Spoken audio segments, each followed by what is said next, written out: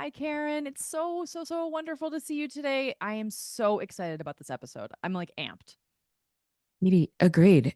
Amped slash calmer than I have been in a while. Same. I just, Yeah. I mean, honestly, if Tanya started doing guided meditations, I would be the first to sign up because even if they were guided meditations about the political divide, I think I would do it. Seriously. Tanya, hit me up. 1,000%. I'm gonna go back and listen to her Calm. Like, she has the like masterclass in Calm. It's not, I Yes. forget what it is on Calm. I'm gonna go listen to it. Yeah. Yes. Oh, that's right. She actually does that. I completely forgot. That's amazing. Everyone Yes. look Tanya up on Calm. And if you don't know who Tanya is, Dr. Tanya Israel has been a long time guest, an incredible friend to us. She's honestly one of our favorite people. It's just been so wonderful to have her on the pod over the years.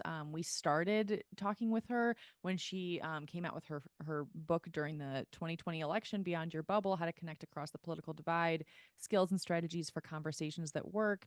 And then on August 13th, you can pre-order now. Look it up. We will show it, or we'll have a link in the show notes.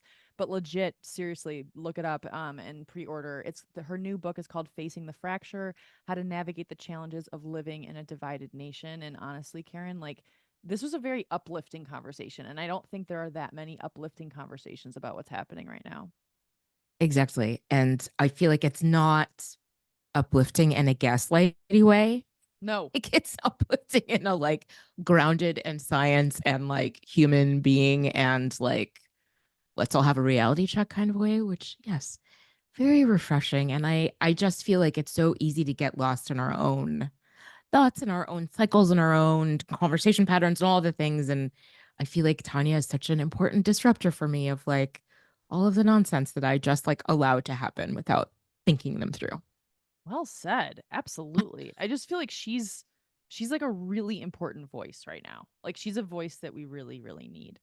So yeah, everybody, we're so thrilled that Tanya's back. Tanya, I hope you're listening. We love you and we so appreciate every single time that you come and talk to us. So enjoy Dr. Tanya Israel.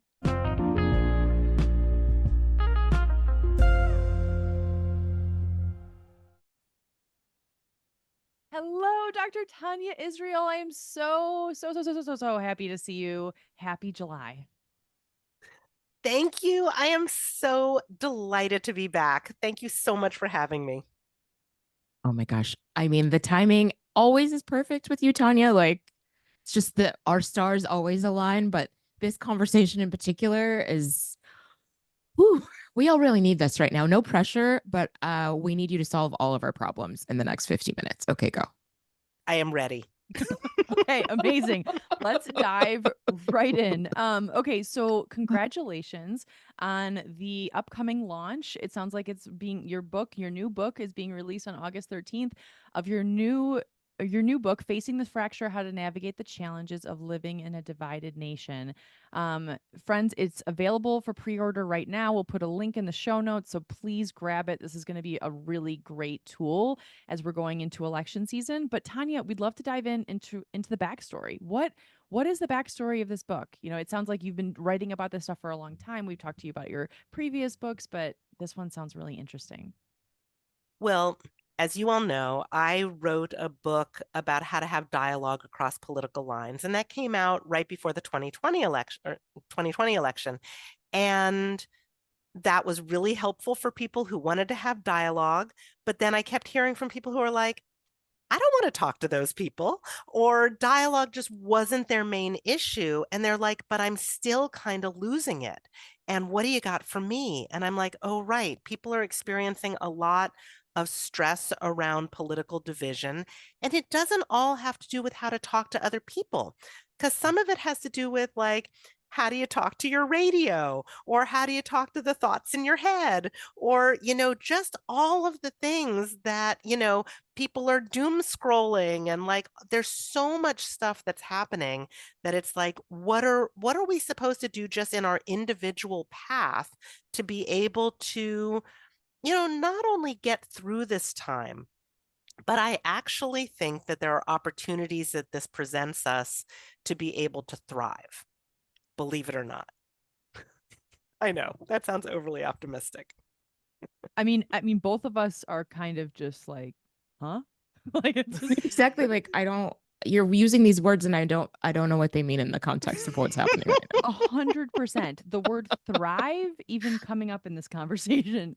Not sure. So please, yes, continue. Well, This is well, tell fascinating. me first of all, like, how is political distress showing up in your lives?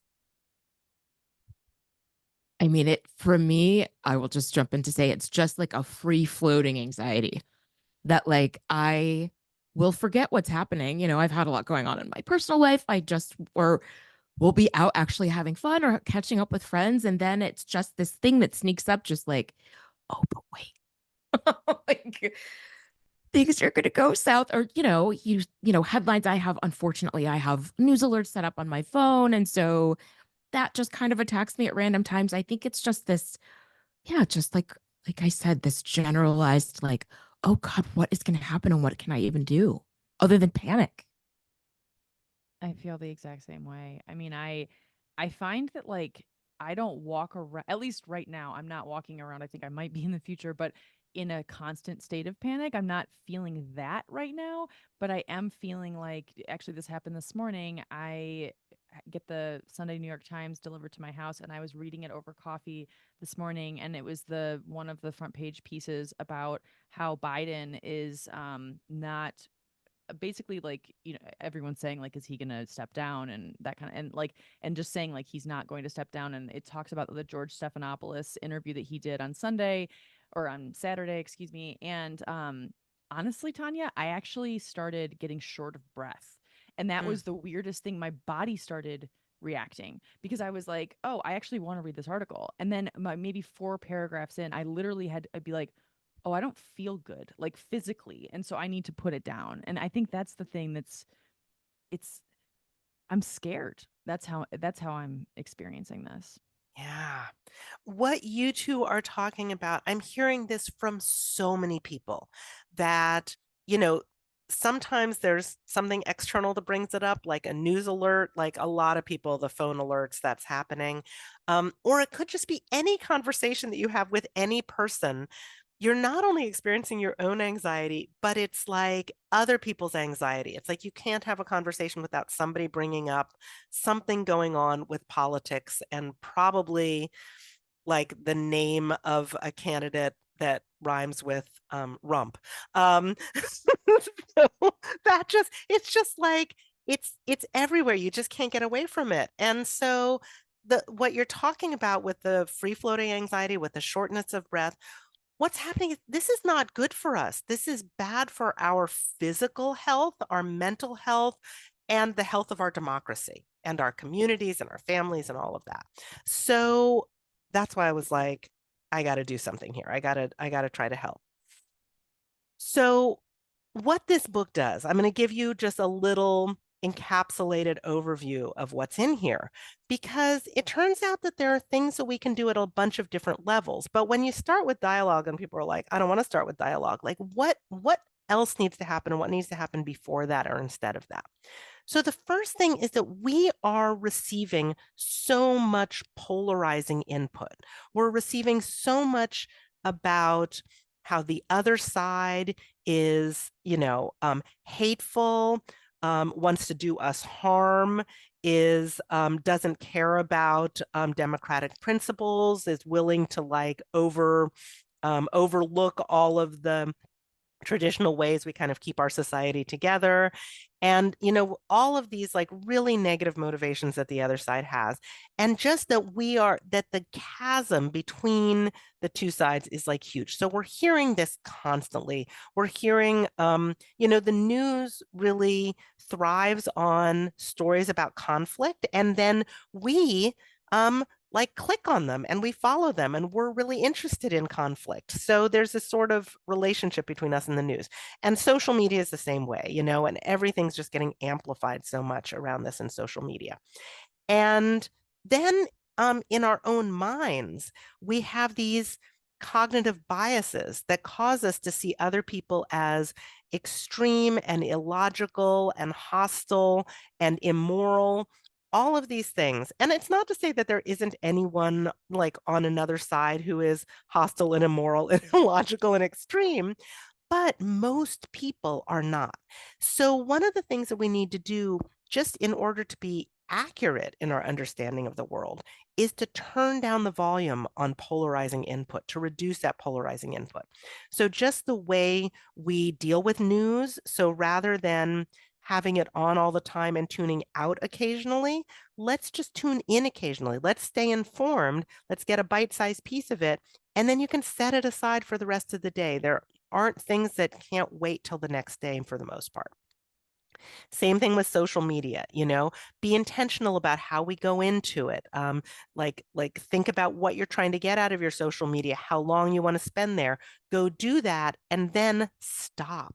So these are and then just knowing what our distortions are, how do we correct for those? So that the first part of the book is just how do we reduce the volume on polarizing input and actually create a more accurate understanding of the world and of how threatening or not threatening the world is and how polarized our society is. So that's the first thing, because actually we're not as polarized as we think we are. So that's a huge piece of it.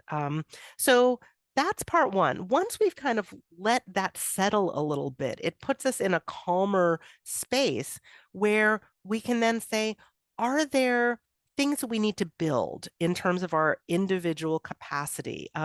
Resilience, for example, that's going to help us to figure out how do we deal when we're having shortness of breath, or when our muscles are tense or we can't sleep at night. How do we deal with that fight, flight, or freeze response, which we're encountering just with all of, you see a lawn sign or someone's hat or someone's bumper sticker.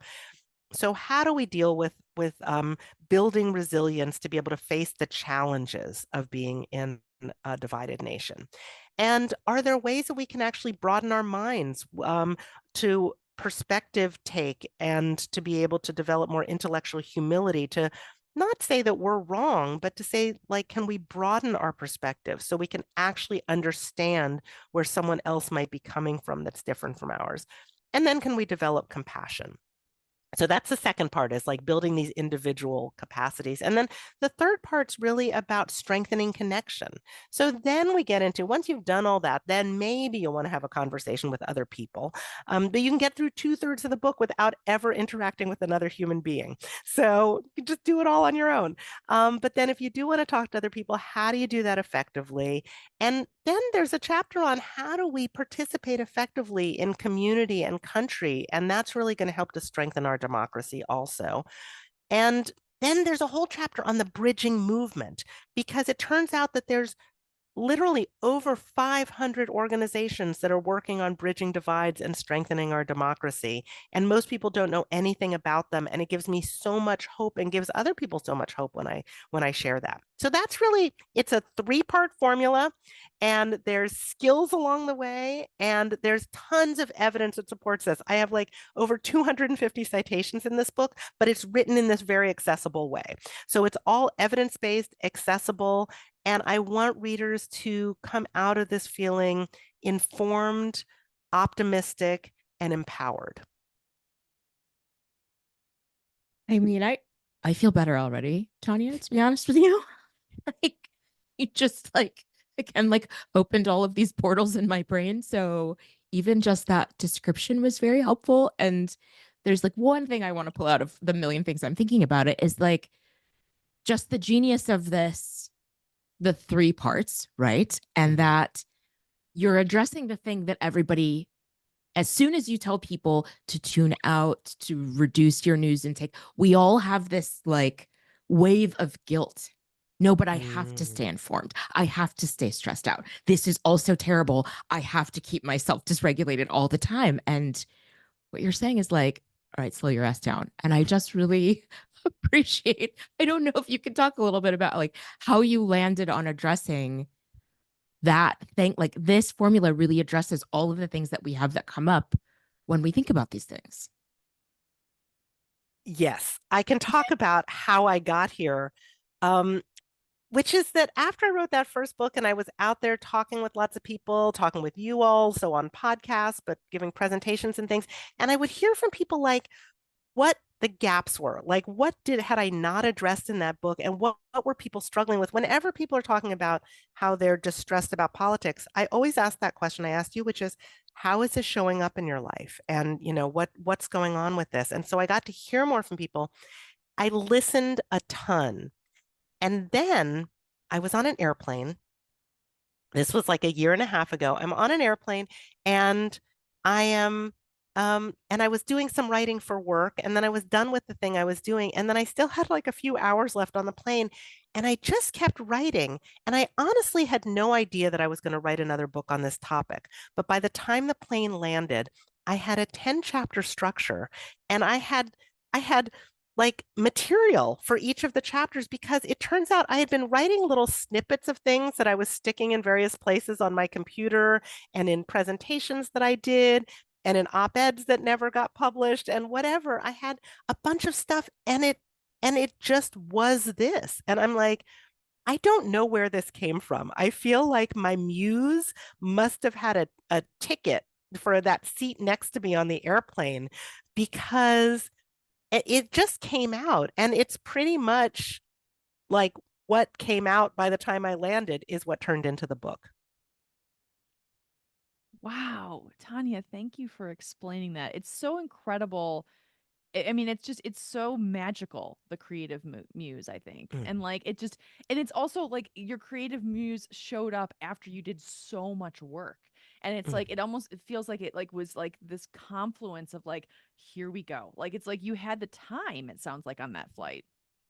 I know. I love airplanes. I think you all were talking about like working on airplanes and yeah, in one of your recent episodes, but I get so much stuff done on airplanes. It's fantastic because That's I never buy amazing. the internet. So it's like I can just focus.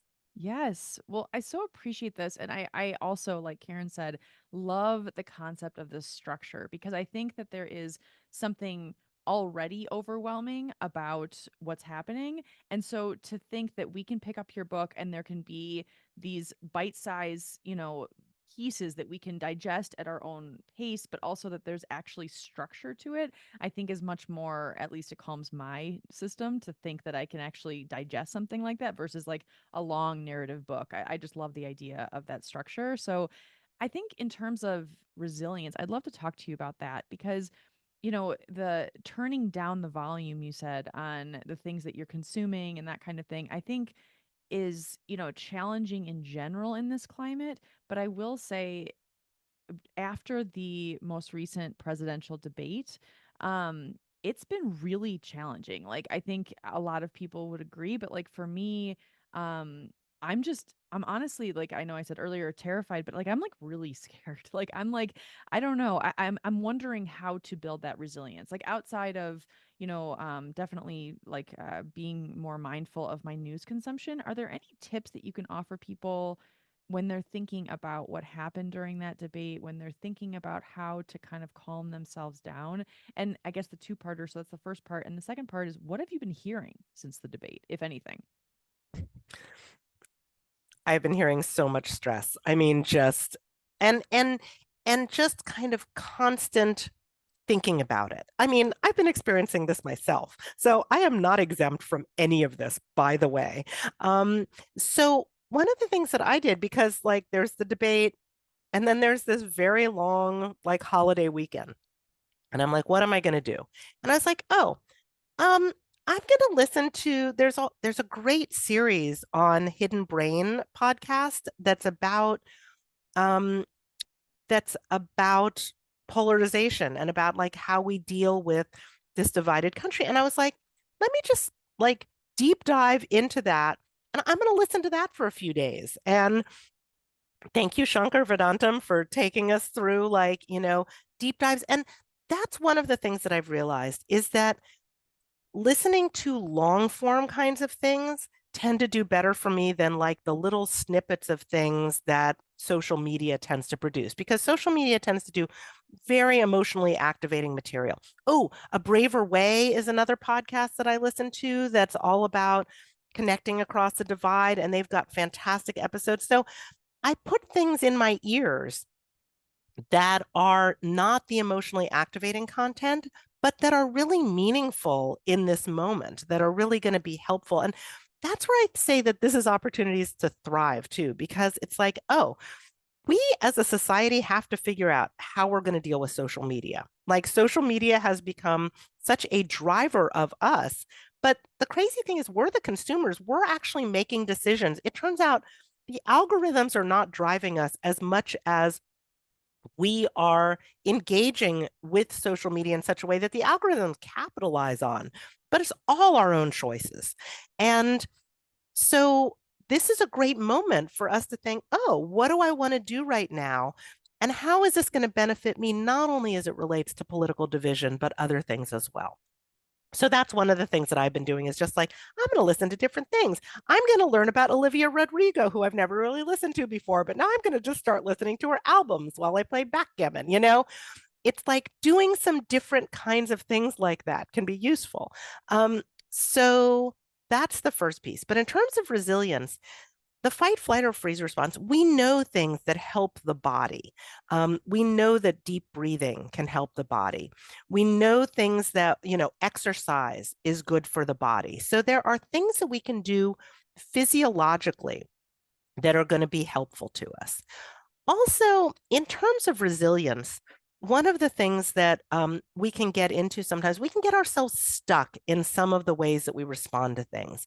One of the ways we can respond to things is through anger and hostility.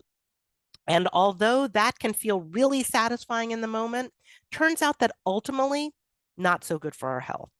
Same thing with, sometimes we'll kind of see ourselves in a really vulnerable place and kind of think about ourselves as victim in a situation. And certainly people, experience trauma, people are victimized. And if we're seeing ourselves in a victim role across all situations, it turns out that's not actually a healthy place to be either. So that there are some ways that we've been responding to political division that aren't healthy ways for us to respond to anything. In fact, it turns out, there's this trauma researcher, George Bonanno, and I heard him on a podcast, and he was like, yeah, I'm the most cited trauma researcher, and nobody's doing what I'm telling them to. And it was so frustrating. And I'm like, oh, okay. So then I went and I read his stuff because I was like, what does he say to do? And one of the things that he talks about is flexibility, because there's a whole narrative out there right now about boundaries. Like you have to have boundaries. Like here are the people you shouldn't have in your life. Defriend all of your, racist relatives. And here's the, signs that the person you're in a relationship with or your best friend is a narcissist, and why you should create boundaries and get away from them. Okay, so it's really important that we know how to create boundaries. It's also really important that we know how to face challenges. If we're only able to do one of those and not the other, then we're not setting ourselves up for success. So it's really important we can do both, and then that we can make decisions about which of those we want to do in any situation.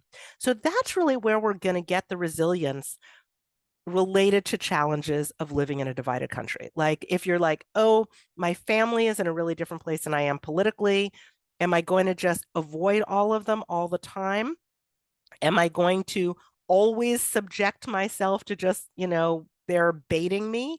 Or am I going to learn how to deal with encountering them and think about ways that I want to limit that at other times, and then make choices about how to do that at any given time? But it's really about taking this as an opportunity to build those skills and strategies.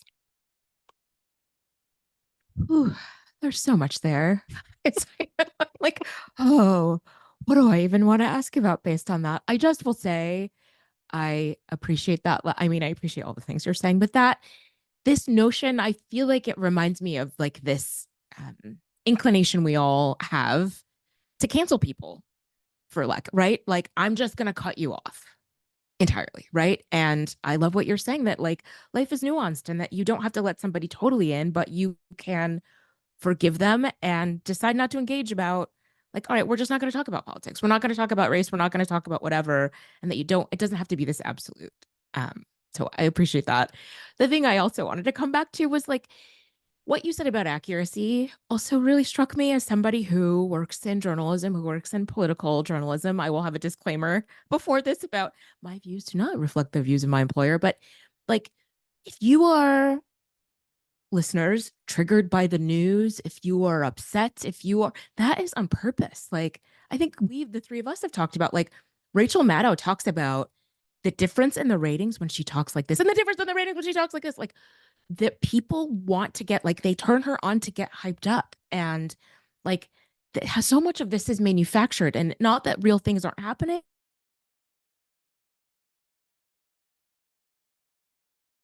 but that like so much of our reaction media thrived during the Rump administration, thrived because of it. And so just really appreciate that point that like getting accuracy in your life is about perspective and that we don't have a lot of it right now.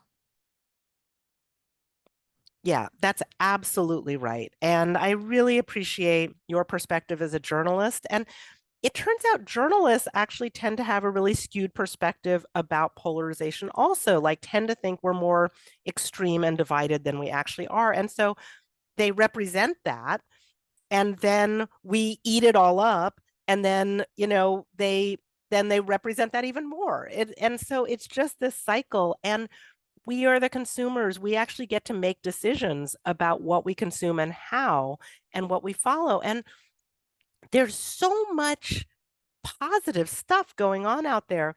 It's frustrating to me that we don't hear more about the bridging movement, but I really want more journalists to know about that and to follow that and to amplify it, because it's giving people hope. And I get to go to this Zoom meeting once a month that has all of these people who are like creating resources and doing all these different things. And I follow them on social media. So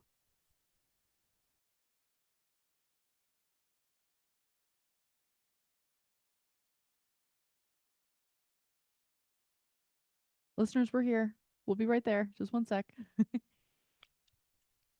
sorry, listeners, Tania has COVID. So just taking a moment to cough. Yeah. So so my social media feed is replete with like all of this positive stuff that's happening, these organizations that are engaging people. And I think if everybody knew about that, they would just feel so much more optimistic, so much more hopeful. I love that. Thank you for explaining that, Tanya. I have so many questions, but I'd love to just zero in on the bridging movement, because the words bridging movement is new to me in this conversation. So can you talk at all about what some, like who some of, or the names, I guess is what I'm trying to say, the names of some of these organizations? I will definitely link all of them in the description of this podcast, and also the two podcasts that you mentioned earlier, the Hidden Brain in a Braver Way. But I would love to know some of the names of these organizations that you're part of and what they're doing. Like, how are they also kind of touching base with journalists? I wish journalists were actually writing about this stuff. I would love to know just anything that you can share in terms of the bridging movement. Yeah. So the first thing everyone should do is go to listenfirstproject.org and sign the Listen First pledge, which just says you're going to listen first. You're not really committing to anything beyond that, except when you do that, you will sign up for their emails, which every Friday, Listen First Friday, you will get a message from one of the partner organizations. You'll get to hear more about what they're doing. And it's the most encouraging email that shows up in my inbox all week. I love hearing about all the different organizations and what they're doing. And yeah, there's a Listen First coalition with over 500 organizations in it. There's a National Week of Conversation that happens. There's like events that are happening. There's a thing called the Building Civic Bridges Act that is working its way through Congress. It's a bipartisan bill that's going to create some funding and training so that like AmeriCorps volunteers can help to do bridge building work, and so that these organizations can get funding to continue to help to strengthen democracy. And and reduce the animosity that people are feeling across the political spectrum. So all of these things are just helping our democracy and helping our country.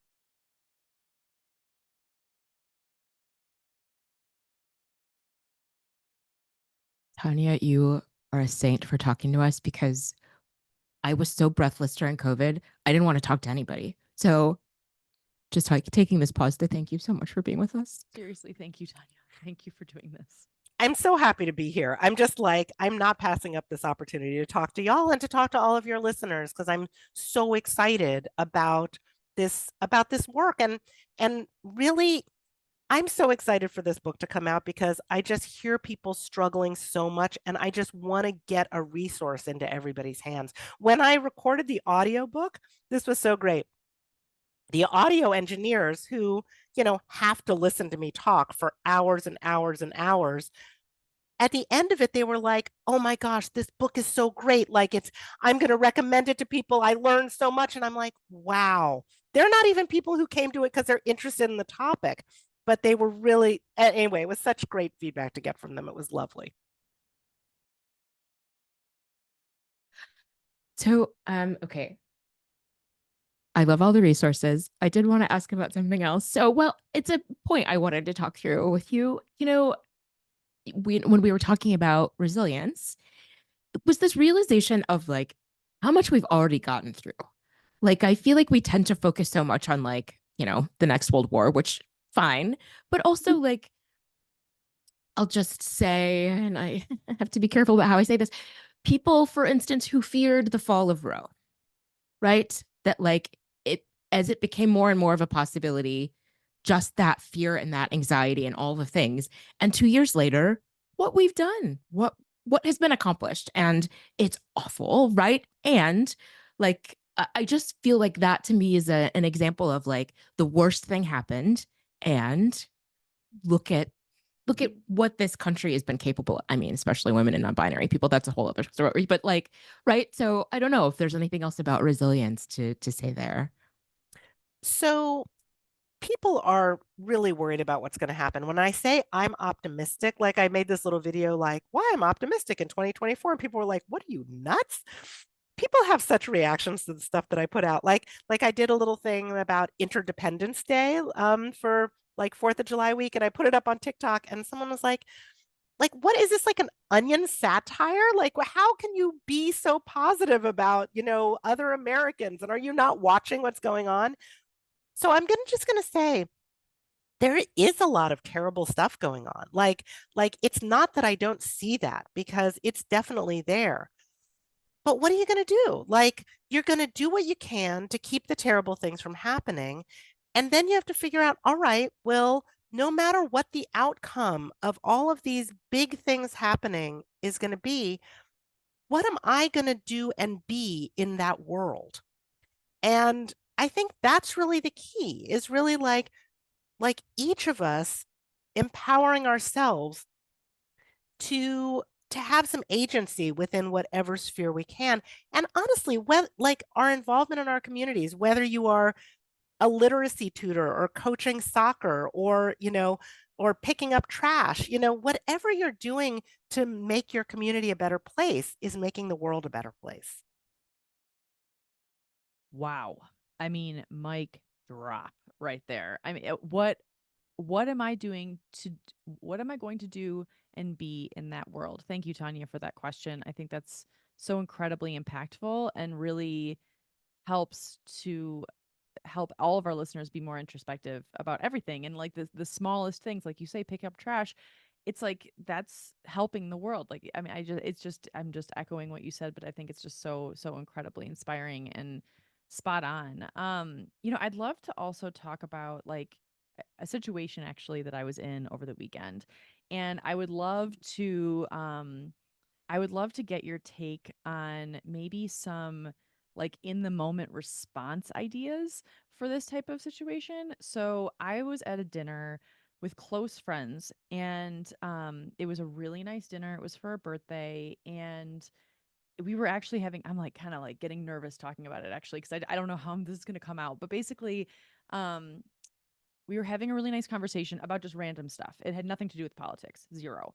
And in the middle of the conversation, my friend across from me was like, "Hey, I have a question for you guys." It was her and her husband and me and Tyler.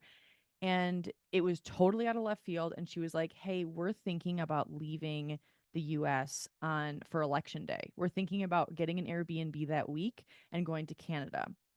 And I actually was speechless. Like and they're like, we have enough space. We were looking at this Airbnb. You guys can bring your dogs, whatever. Would you guys be interested?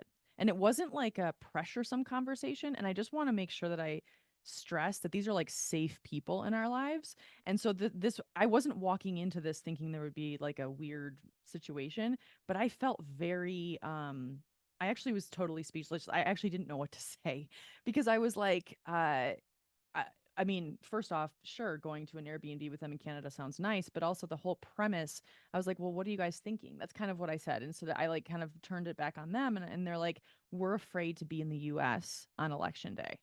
And this is not the first time I've heard this. There are people in my neighborhood who have built bunkers that are armed. I mean, I live in Oregon, so it's not a huge surprise. But like I'm just that are actually so scared for election day. And this isn't really a question about election day. It's more a question about if you're kind of blindsided by someone in your life, safe or unsafe in your life, that says something that like you're not prepared for, like this is not, you're not sitting down to have a political conversation.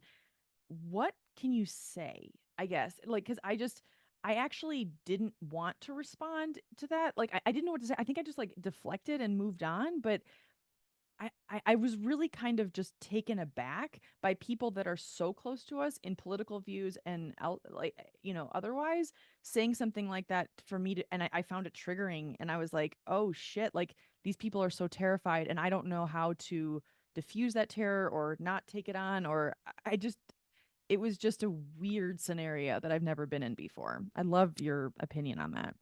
Yeah, I feel like we're all getting into weird scenarios we've never been in before these days, right? And so sometimes people are saying something that you really disagree with politically, or sometimes people are like they're totally aligned with you politically, but they're having a different reaction to something. And it sounds like that's what it was. I think whether we're talking to people who sort of we see as our allies or our enemies or whatever it is, you took such a great approach to that, which was your curiosity. You're like, tell me what you're thinking. What's leading you to this? And I think those are some of the kinds of questions we can ask, like, what are you listening to or paying attention to that's really driving that feeling that you're having or that motivation that you're having? If somebody says something, that you're like, wow, like that doesn't sound like something I would buy, or I would buy into if I saw that, then you can always say something like, tell me a little bit about like what is it that makes you believe that? Or what is it that the meaning that that has for you? And so I think we can just get curious and ask people to share more because honestly, these conversations, even the conversations with people we agree with, are sometimes even more um, triggering than the ones with people we don't agree with. Because people we don't agree with, we might be able to write them off more easily or not care. But people with we agree with, there's all of this like, oh, did you see this? Oh my God, I know that's so terrible. Yes, and this is even worse. And it just that's kind of what the conversations are like. And so I think that the more we can get into like the meaning, the nuance, the what's going on for you around this, like I think we can find out more. I think lean into curiosity. It's such a smart, it's such a smart response. And I don't know that my brain would have gone there. And I also wonder if it also helps the person like also process for themselves. Like it's curiosity for you, but it's also like getting somebody to walk through like the hell, man. Like, why do I think that? Why do I? Yeah, how did I land there? Um, okay, so oh my gosh, Tanya, our time with you is always too short. Okay. We've said where people can pre-order the book. Um, I'm trying to do the list of all the things. So, is there anything you would like to leave our listeners with, other than obviously pre-ordering the book and signing up for the resources you mentioned? Is there anything else you'd like to leave people with? Also, assuming that we will talk to you at least one more time before the election. Oh my gosh. I'm, Please, please, always happy to please. come back. Yes.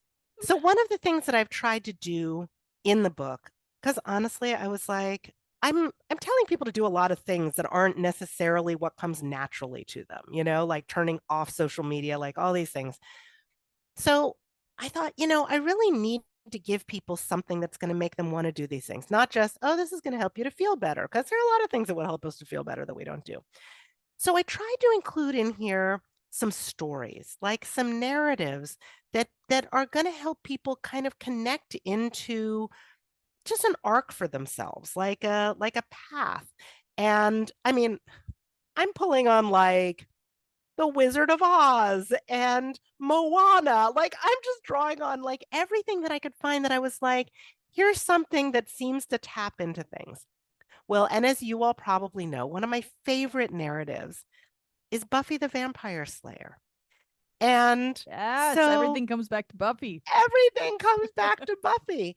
And so I'm trying to decide right now. I'm like, okay, I could read you all the speech that I end the book with, which is from Buffy.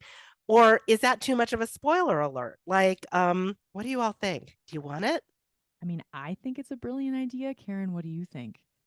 Agreed, because people aren't gonna. It's not like people are gonna. Well, maybe they will remember. It doesn't matter. They'll come to it in the end of the book and be like, "Ah, yes," and they'll remember your voice reading it. Let's do it. Let's go for it. Let's do it, and Okay. then we'll just sign off. So thank you, Tanya, in advance. This is amazing, and I'll just press end of the podcast right after you're finished. Thank you. Well, thank you so much for having me here. And I am going to share with all of you. This is how I'm ending the book. So here's the part where you make a choice. What if you could have that power now? I say my power should be our power. From now on, every girl in the world who might be a slayer will be a slayer. Every girl who could have the power will have the power, can stand up, will stand up. Slayers, every one of us. Make your choice. Are you ready to be strong?